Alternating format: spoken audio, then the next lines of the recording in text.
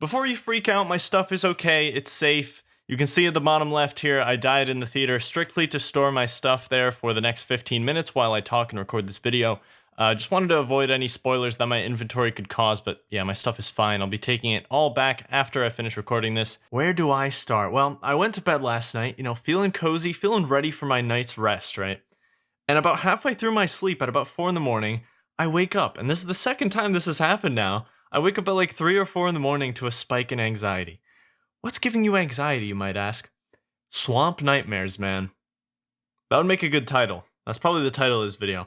But anyway, it's like the most irrational, dumb, weirdest thing, and I can't even fully explain it, but I've just been having so much paranoia about my account recently. It's like, I feel like I'm gonna log in one day and all my stuff is just gonna be gone. I'm gonna be in Lumbridge. And it's very irrational, but it started right about when I began Barrows. It just kind of hit me, I guess, that, dying at this stage would set me back probably like 3 or 4 months now. And, that's a terrifying thought on its own. Like 3 or 4 months of progress to redo is quite a lot. But I think mainly what scares me with like losing the progress and the items I have currently is the series continuity, like having to get those items again and then put them into similar episodes but more episodes is just like it ruins everything I had envisioned for how to finish the series off and stuff, and I don't want to go through that. And like I will happily rebuild, but that is something I don't want to do. So I think that's where it's all coming from. But yeah, it's all pretty dumb. Anyway, I decided to record today as a continuation to my riveting series of talks. 43 days. Mauritania is expanding. Maybe another one? I'm not really sure. I'm pretty sure that's all I've done. But yeah, it's an extension of the story arc today. I feel like I have a lot in my mind, so this will most likely be the last video like this until we're awaiting the finale of the series. I'll probably make one before the actual finale comes out. I definitely have a lot of anxiety about the series coming to an end. I mean, this has been my life for like nearly 2 years, I guess a year and a half, but thousands of hours of progress, and I'm hoping that I can tie it up in a way that I'm satisfied with, of course, and I still need to remember how to do the theater itself. I haven't done a theater of blood in over a year, so I'll need some practice, and I still need to think of an effective way to prep on Swampletics. The raid preps are going to be, brutal.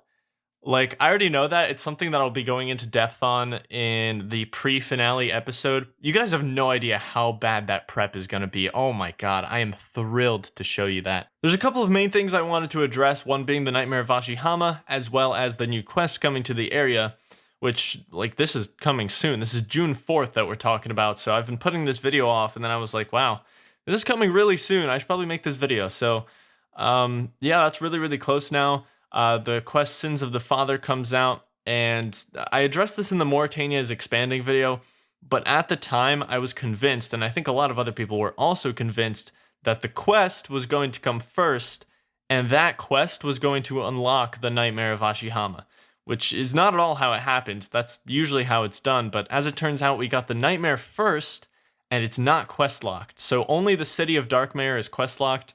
So it left me with a couple questions because, well, this series has always been about conquering this one main thing in the region, which is the Theater of Blood, and I was fully set on not completing the quest and not taking on the Nightmare until after I finished the theater, right?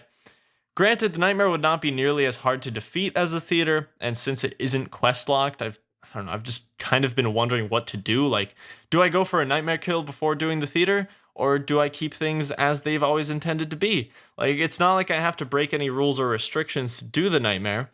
So it's been a bit of a conflict for me, I guess. I don't want to impose on the Theater of Blood goal, if that makes sense, by just going for a Nightmare kill right before I'm going to take on the challenge that I've been preparing for a year and a half. Feel free to give me your thoughts, though. I'm currently leaning more toward waiting until after the theater, but maybe I'm just being unintentionally strict. Who knows? With all that said, there's still Sins of the Father, the quest to unlock Darkmare, which requires Vampire Slayer as a prerequisite. I still plan to do Vampire Slayer after literally everything else in the region is completed, and of course I'll unlock Darkmare at that point. I'll do some exploration and stuff. I mean, I kind of justified it in the way that, like, if this series was starting after June 4th, where, you needed Vampire Slayer, I would have completed Vampire Slayer before coming into the region, right? So I might as well complete it after everything is already done and explore the city, completely kind of completionist the content in the region. Otherwise, I'm at a point on the account where there shouldn't be any more surprises, barring like an absolutely massive upset at the theater where something goes horribly wrong and I have to recalculate.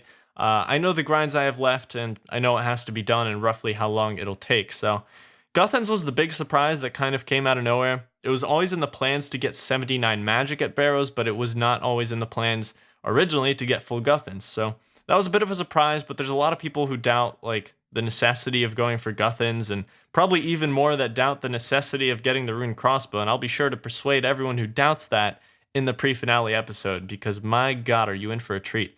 Everything that I've gone for has truly been crucial, and I'm ready to prove that even more than I already have. I was recently rewatching my own series. I've never really done that before. I've never gone back and looked at like the early stuff, because usually I can't sit through my own videos.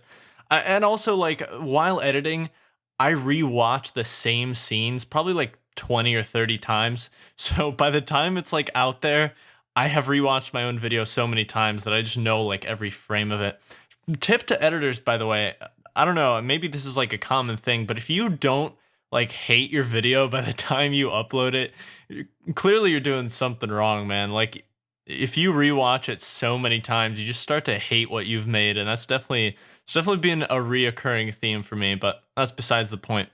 I thought it was just important to kind of understand how things have changed and to kind of make sure I'm not straying too far away of what the videos used to be, because obviously, like, it's great to change and improve, but I think your past self has some valuable wisdom and all that. Because I had a lot of like internal conflict around, I believe it was episode 21, where I had Lil Smokey make the Hunter edit, which was incredible, and there was so much cinematography in that video and a bunch of really, really amazing editing.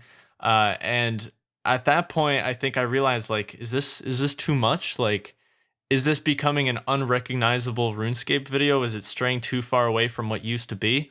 And obviously, there's going to be a lot of people that loved the edits and the cinematography and stuff, but at the same time, it's all about finding a balance, I think, which I tried to do pretty much after that episode. I'm like, okay, I'm going to dial it back a bit.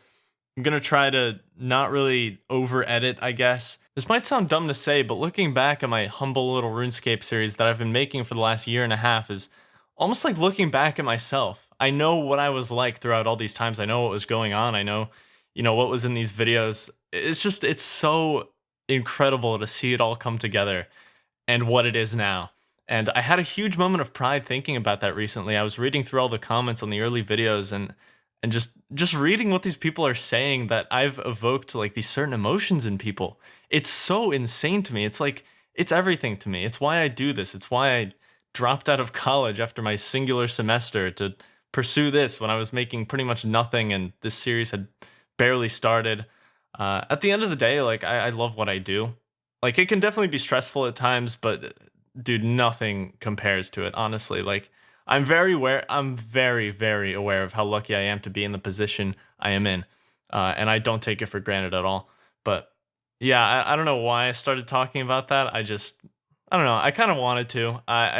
When I read those comments, it was definitely like a feeling in me that I wanted to express, that I'm very grateful for, I guess. After this series ends, I have all the creative freedom in the world, truly. I have so many ideas that I've put to the side, so many things that I think people would really, really enjoy, that I'm just so excited to make. Like, I'm stoked to go back to the days where I can post a video every week. I really want to hustle for that, This game has so many limitless possibilities. It reminds me of Minecraft in a lot of ways.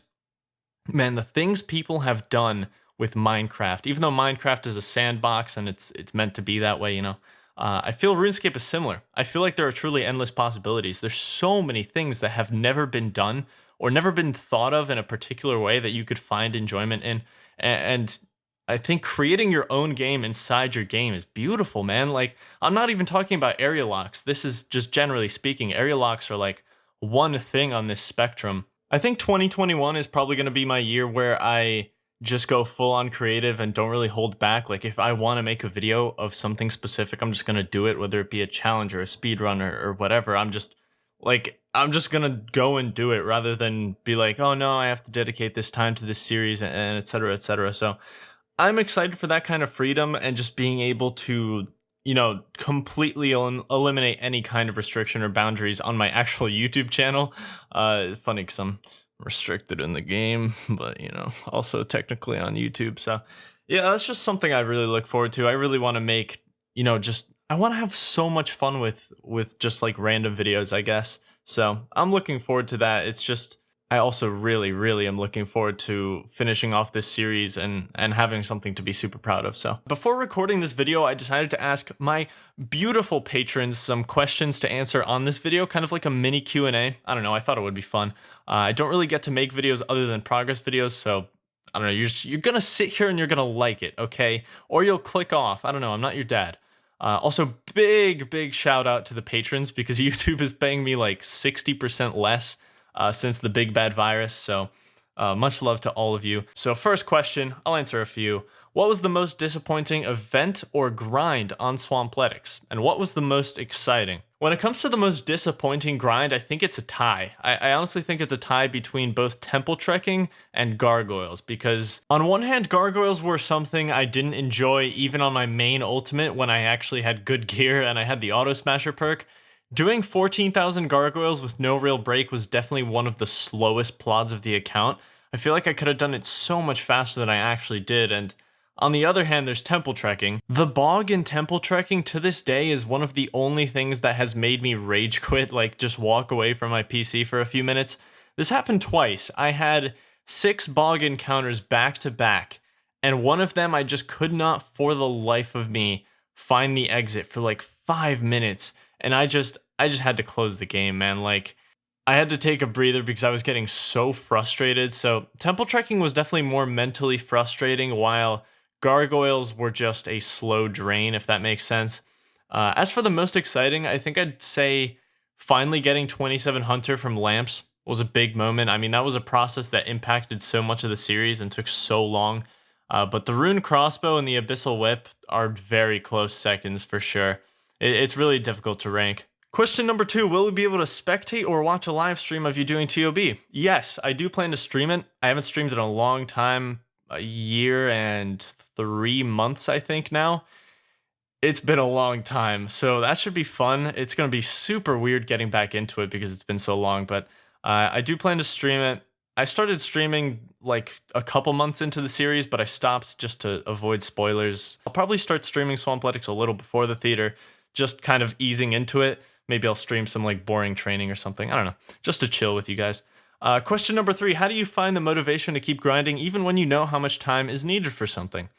I actually enjoy knowing how much time is needed for something. I mean, at least compared to RNG goals such as Guthan's, for example, the most recent one where I could do like 400 hours of barrows and not be any closer to achieving the goal when I started. Like, that's a depressing thought, man. And yeah, I'd say those are the worst. So not knowing when it'll be done sucks. To answer the question though, obviously I have an incredible audience and entertaining that audience will always be a huge reserve of motivation for me. But I mean, I just chill, man. I enjoy the grind. I watch shows, I watch videos. It's peaceful, man. Like, I don't really know how to explain that. It's fun seeing how far your account can go, making it the best it can possibly be. And especially for like Swampletics being restricted, just doing as much as you can within your restrictions, just kind of to impress yourself. I don't know. There's a lot of things that go into it. I hope I summed it up enough. Question number 4, what's the weirdest interaction you've had with a fan you've met in Mauritania? I don't really know any particular encounters, at least not off the top of my head. Most people just call me their dad and follow me around for a bit, but there was one guy who had like 10 alts, and they were all holding stale baguettes, and he told me he needed to whack me with a stale baguette on each one of those alt accounts. So I ended up hopping to a 1500 total world to like inspire him to get 1500 total on all of these accounts, and who knows where he is now. But yeah, once he gets 1500 total on all of those accounts, then he's free to whack me with the baguette on all of them. Final question. I've already answered the first 2 parts of this, so I'm just gonna answer the last part of it. Is there anything you wish you could have done differently? Yeah, definitely. I think about this every now and then. It's definitely something that bothers me if I think too much about it, because I'm already kind of like a perfectionist, and when I think back on this, it's kind of like ugh. But if there's one thing, it has to be how I sped through the quests on this account. The area only has a few quests, and I feel like I didn't spend as much time recording them as I should have. Like for me, having completed them so many times, I'm like, okay, no one wants to see this. Like it's whatever. But they were kind of important to the area. I still gave them like their allotted time. I didn't like completely skip them, but I wish I really gave them a lot more time than I did. But yeah, I really appreciate you guys listening to me ramble on for however long this has been. Make sure you check out the new limited edition Swamp Man Stay Home merch. It's such a cozy design. I love it. And that's all from me. Thank you guys so much for the support. See you soon. I should have a video out fairly soon, progress video, since it's, my God, it's already June, man. It's already June. You just blink, and the time is gone.